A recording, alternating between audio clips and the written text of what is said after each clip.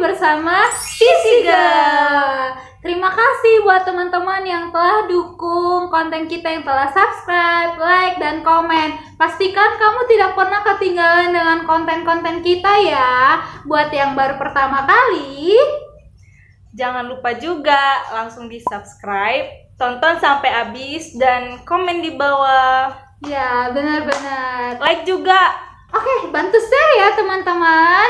Nah, teman-teman, episode kali ini yaitu tentang MCK yang kedua. Yang pertama udah ada di atas. Kamu Nanti boleh tinggal tonton klik ya. aja. Nah, apa sih MCK, Beb? Mari cerita di kos. Ya benar, ini lokasinya kos-kosan ya, maklum anak kos, Beb.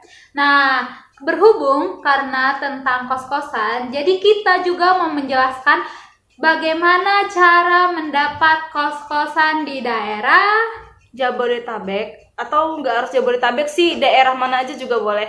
Oke, benar teman-teman. Nah, sebelum kita mendapatkan atau mencari kos-kosan, ada beberapa hal yang perlu dipertimbangkan. Yang pertama yaitu budget. Budget itu pasti tentang planning keuangan kamu, teman-teman. Nah, buat teman-teman yang mau cari kos-kosan, kamu tentukan dulu kisaran kamu itu berapa sih? Atau misalnya mahasiswa, nih uang bulanan aku sekian, jadi aku sesuaikan dengan uang bulanan aku. Misalnya Sesuaiin juga dengan pendapatan orang tua. ya, pendapatan orang tua. Jangan kamu maunya yang bagus, sementara bulanan kamu hanya sedikit ya. Istilahnya pandai-pandai lah, kan udah besar. Yang kedua itu yaitu misalnya kamu pekerja nih. Misalnya pendapatan gaji kamu per bulan itu berapa, kamu sesuaikan. Udah betul belum? Sekian persen untuk tempat tinggal, makan, untuk investasi, dan lain sebagainya. Nah, tentang budget itu nih, aku mau cerita kalau tentang di daerah Jabodetabek. Soal Jabodetabek itu Jakarta Utara, di Sunter.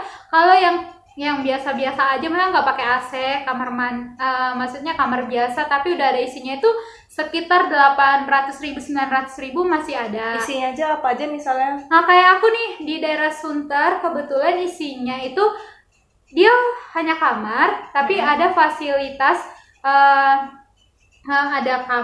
tempat tidur, lemari, tapi kamar mandi luar, teman-teman. Itu kalau di Sunter. Tapi kalau aku nih sekarang di Cikarang, luar biasa sih, karena kebetulan murah, 650 itu udah ada tempat tidur, lemari, kamar mandi dalam, kipas angin, dan luasnya itu 3 kali dari kamar aku yang ada di Jakarta. Begitu sih. Itu tentang budget ya. Yang kedua, tentang lokasi atau lingkungannya.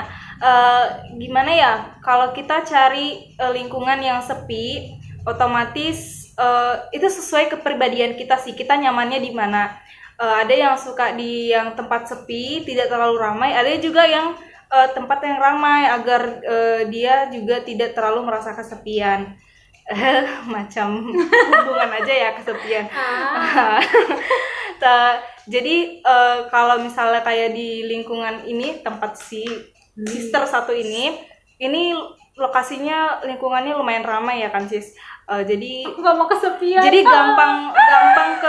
gampang ke tempat cari makanan gampang, nyari transport juga gampang, akses ke mana-mana itu gampang gitu.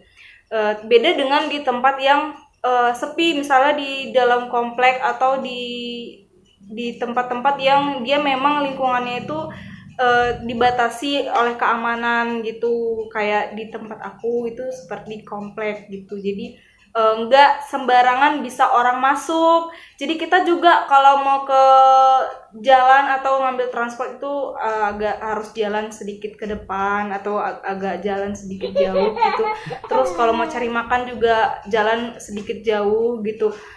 Ya begitulah kalau tentang lingkungan. Aku mau menambahin. Dan tunggu, boleh? Oh iya, pilih juga yang kalau bisa itu dekat dengan lokasi kerja atau lokasi kampus. Jadi nggak perlu capek di perjalanan kalau mau pergi ke kerjaan atau ke kampus. Oh, aku mau nambahin, kalau aku tipe orang yang strategis nih, kayak misalnya di Jakarta ya. kan nggak semua itu ada di daerah dekat dengan kantor. Kalau pas deket kantor otomatis lebih mahal dong gitu kan. Tapi gimana caranya biar lebih murah? Kita cari yang lebih murah tapi tidak makan biaya transportasi ini. Kalau tipe aku orang yang mau cari dengan halte busway teman-teman. Dimana kalau halte busway ini kan kemana-mana cuma 3.500 ya kan. Nah kalau dekat dengan halte busway otomatis kamu bisa kemana-mana dengan itu dapat menjangkau daerah Jabodetabek. Nah sementara di Cikarang ini nggak ada busway, tapi aku cari yang dekat dengan perusahaan aku tinggal jalan kaki gitu loh, karena di daerah Cikarang ini kan daerah industri, ada yang perusahaannya menyediakan transportasi, ada yang tidak. Kalau perusahaan aku tidak, berarti aku mencari yang dekat dengan perusahaan aku. Begitu tentang lokasi. Ada yang mau ditambahin sis? Tidak, lanjut ke yang ketiga, Yaitu fasilitas. Kalau tentang fasilitas sih nyamannya orang aja ya. Kalau aku itu fasilitasnya gimana ya? Karena aku nih pekerja perantau, aku pengen yang udah ada fasilitasnya di dalam. Misalnya udah ada tempat tidur, ada lemari, ada kipas angin. Apa gunanya? Misalnya kita nih jauh-jauh lah ya, maksudnya pindah kerja gitu, dipindahkan perusahaan atau kamu yang pindah pekerjaan. Jadi kamu lebih mudah ngangkut-ngangkut barangnya begitu. Tapi beda nih kalau misalnya di Medan ya, itu kosong kan. Di Medan kita itu isi sendiri biasanya ya, isi tempat tidur sendiri, isi lemari sendiri, isi peralatan sendiri. Nah satu lagi aku juga mau nambahin, kalau soal fasilitas pastinya kita itu harus yang cari lebih murah tapi fasilitasnya wah gitu, iya kan? Jadi usahain kita cari yang begitu, kalau dapat syukur, kalau enggak juga ya kita seimbangkan sama kemauan kita gitu, atau ke atau ke gimana ya, budgeting kita sesuaiin sama diri kita, itu dia. Kalau aku fasilitas itu nggak harus yang gimana-gimana, asalkan aku bisa nyaman tidur dan udah ada barang-barangnya di dalam. Jadi aku saya cuma bawa diri dan pakaian-pakaian aku lain-lainnya. Kalau menambahin barang-barang yang lain itu tinggal menambahin sedikit-sedikit. Begitu sih. Ada sebetulnya kayak yang di Medan yang jelaskan kayak rumah kosong gitu. Tapi karena kita pekerja itu susah gitu loh. Kalau untuk orang pekerja bagi kami ya, nggak tahu versi yang lain. Nah oke, itu untuk cara hal-hal yang dipertimbangin. Iya, hal-hal yang perlu dipertimbangkan untuk cari kosan. Nah, kita masuk nih bagaimana cara mendapatkan kosan yang seperti ada di hati Anda. Yang pertama melalui aplikasi, yaitu aplikasi, misal mungkin nggak hanya satu aplikasi ini ya, tapi kita hanya kasih contoh aja. Contohnya aplikasi Mamikos. Ini kita buat di layar.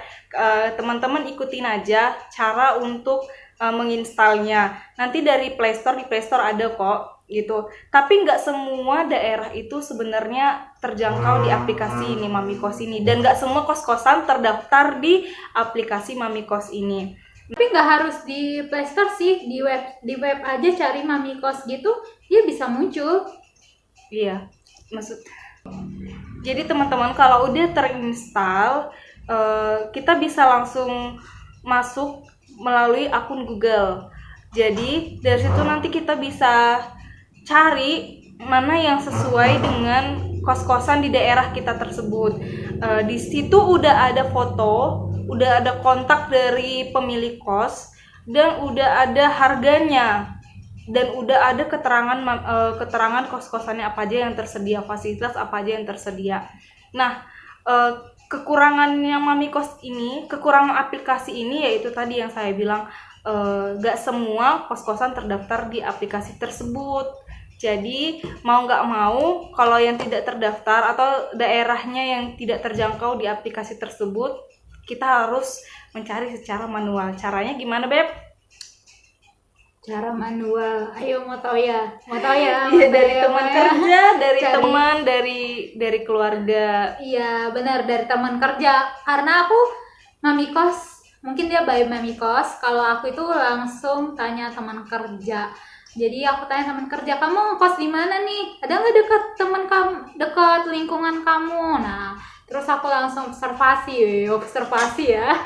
Jadi ditanyain nih, ada yang dekat, oh ini begini, cari. Jadi kita harus bisa nanyain teman, kalau dekat ke sini di mana ya, dekat ke sini di mana ya. Jadi kita harus lebih aktif sih sebagai perantau begitu. Tapi kelebihannya kalau kita cari melalui aplikasi itu kita nggak perlu lagi ngeluangin waktu yang banyak dan tenaga yang banyak. Beda dengan kayak yang Lili bilang tadi, kita harus sediain waktu untuk mencari kosan tersebut, mungkin dengan menelusuri lingkungan yang mau kita cari gitu ya.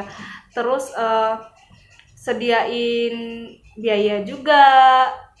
Iya, kalau cari sendiri pasti tenaga, satu tenaga.